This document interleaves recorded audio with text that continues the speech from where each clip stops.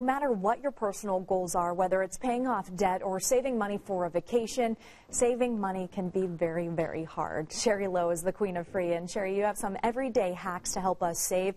You know these work because you've used them, but let's start with subscriptions. Sure. So a lot of us have subscriptions to special TV channels, or we have those monthly boxes that show up at our door every month, or maybe magazines as well. You need to get smart about trimming back the areas of your finances where you really can't afford to be indulging in those extras. So cancel some subscriptions today, begin to see a difference in your finances and feel that margin, then use that money to reach your goals. What are your thoughts about bulk items?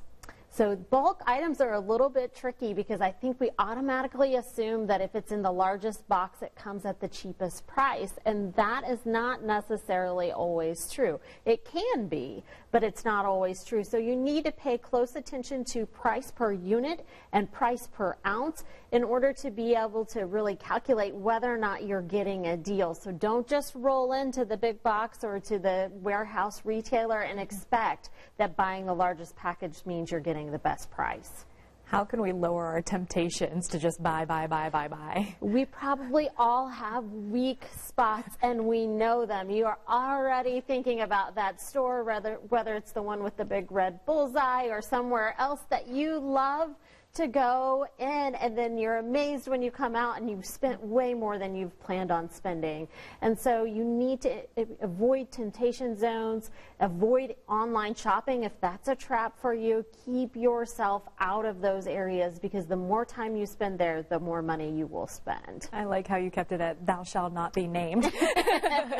And a lot of people don't use cash anymore, but why are you saying that could help us? Studies show that spending cash instead of plastic reduces our spending. And so even if a piece of plastic, a credit card or debit card is linked to our bank account, we're still going to spend more money than if we had cash in hand, because cash actually sets off the pain center of our brains.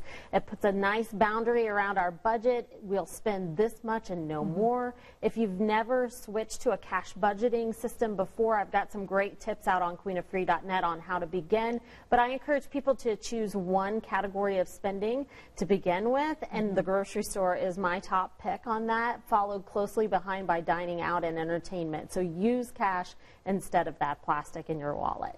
This next one, I think a lot of people will find or think it's impossible, but you said try not to spend any money on a weekend. Yeah, set up a little challenge for yourself. You can do this, I promise, and it'll feel really good, and you'll be so proud of yourself.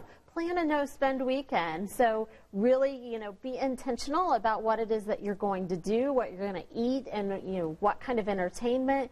Play games with your family, watch a movie together that you check out from the library, do something outside if it's a little bit warmer, but plan a weekend where you say, I'm not going to spend any money this weekend, and just see what happens. I think it's a great challenge for all of us to hit reset now and again and just stop that spending impulse. Thank you so much, Sherry. And she has a handful of other tips, so we'll be sure to put a link on WTHR.com to her blog.